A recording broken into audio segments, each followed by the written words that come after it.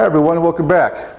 Recently I was looking through my YouTube channel and I counted that I was approaching almost 100 videos already so far on my channel, and that's pretty cool. That's a pretty good milestone for myself, okay? But as I was looking through all the different topics and videos and recipes and things I've done, home brewing and cooking as well, I realized there was a glaring lack of a certain type of video, and that would be ribs. Looking back almost 100 videos, I've only done one full-blown rib video on, I think that was a bourbon maple glazed ribs, and I did a sort of like a half video on rib tips, which is part of the spare rib. So about 1.5 videos out of almost 100 didn't seem like a good ratio of ribs for a BEER-N-BBQ channel, right? So I figured I'd make a rib video, and coincidentally just this past weekend I was actually going to be making spare ribs. So I decided to go ahead and do a short video on how I do spare ribs, generally speaking, how to trim them, how to rub them, and how to cook them. So if you're interested, keep watching. What I have here is a slab of spare ribs, and you can see this is not trimmed.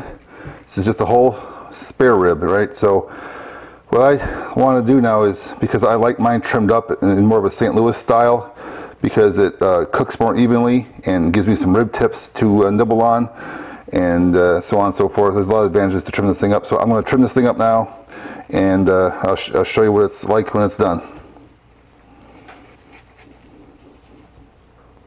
One thing you want to do, of course, is pull off the membrane on the back. So you can pull it up with a knife like that and get under there. Get a good grip on it with your fingers, or if it's slippery like it is now, you can use a paper towel.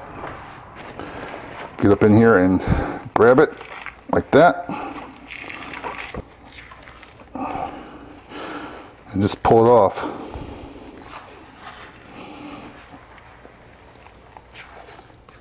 Like that.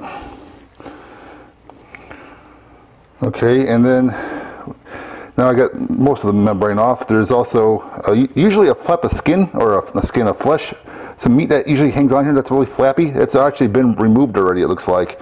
So I don't have to take that apart. But if there was one there, I would slice that off as well and keep it.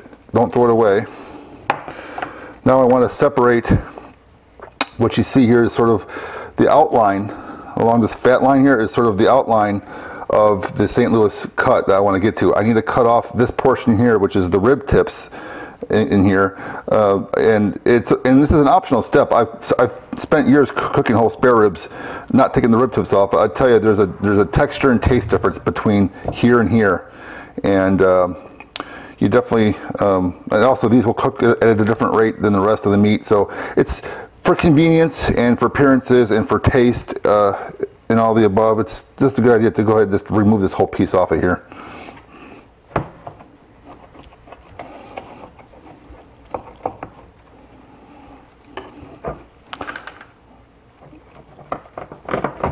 There we go.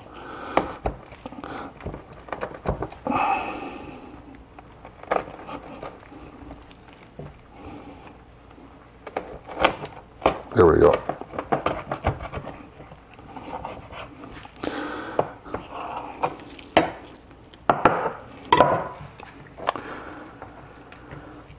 So you see here, I cut away the rib tips, so now it's a little bit more square, but I'm not done yet. I'm going to take this and put this off to the side for the moment.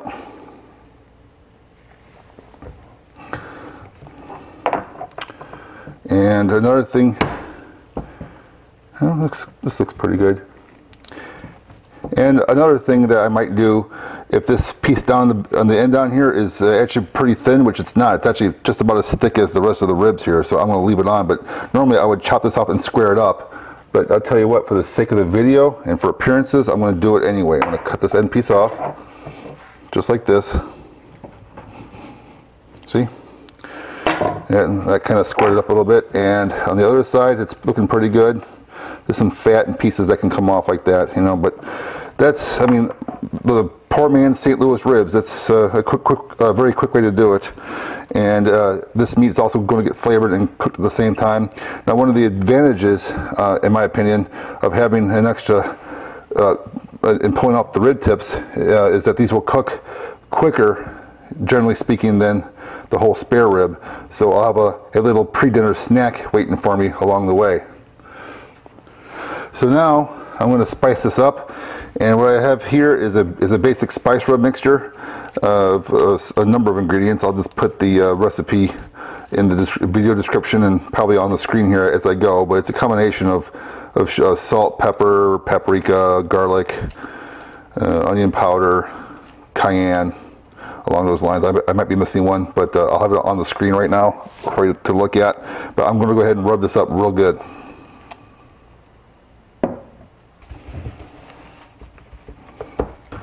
Alright, so there's the ribs. Now I'm going to do the rib tips.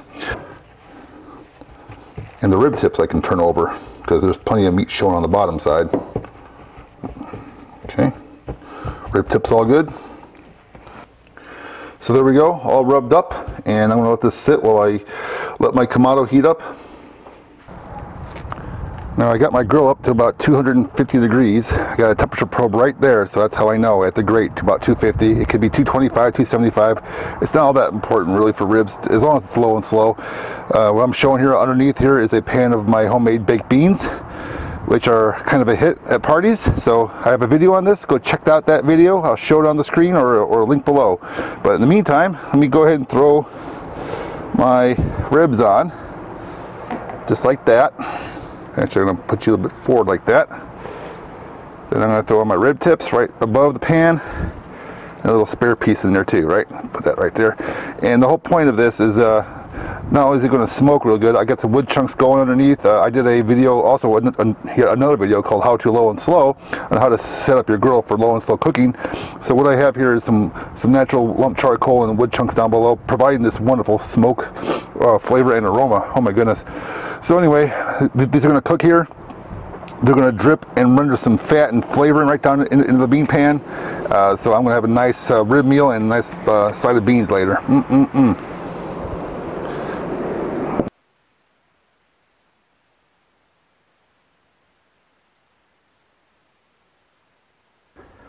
So it's been actually about 6 total hours since I started.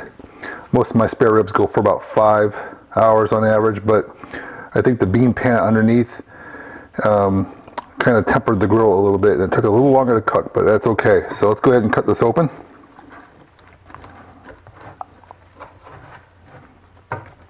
These are the rib tips here.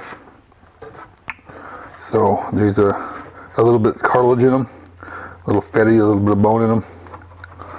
So let's go ahead and give one of these a try, huh?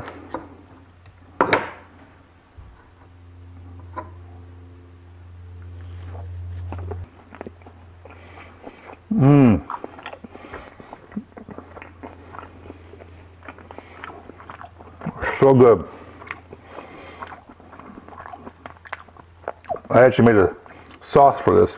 I've actually done a rib tip video before on my YouTube channel. I'll put a link on the screen or down in the description below. But this is what that is, just rib tips. I have a little bit of a side dipping sauce I'm going to serve them with as well. This is really good. Have another piece. And here we are, guys, after about 6 hours of cooking time. Took a little longer, like I said before. I think it was the bean pan was a little bit of a distraction to the ability for this thing to cook. So anyway, 6 hours later, it's fine. You see the bones have been pulled in just fine, and a nice crust on there, nice rub crust. Let's go ahead and whoop, shoot, I think I got a bone on there. Hold on a minute, try a different direction. There we go. I found it. The bones are going actually this way. Okay. It's a faux pas on my part. Sorry about that, folks.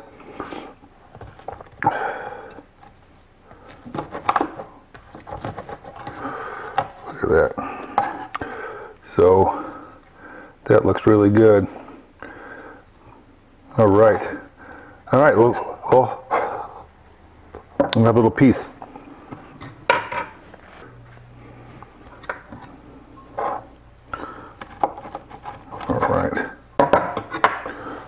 Let's try this out.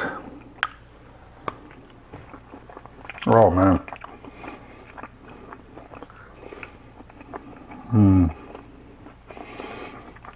So good. I didn't put a single drop of sauce on here, guys. Just dry rub and its natural juices. I did make my own sauce inside the house that I'm going to maybe dip some of these other pieces in. Maybe some ones that are a bit more dry over here, but that sauce can be found on my rib tips video, which I've done before. I've mentioned this before again, of course, so another plug for it. Check it out. But there you go. It isn't so hard to make yourself a St. Louis cut of spare ribs. Got the rib tips for a snack, and boy, I can't wait to eat this whole thing. So, thanks for watching, folks. Thanks for watching. Be sure to check out other videos on my YouTube channel, and don't forget to subscribe.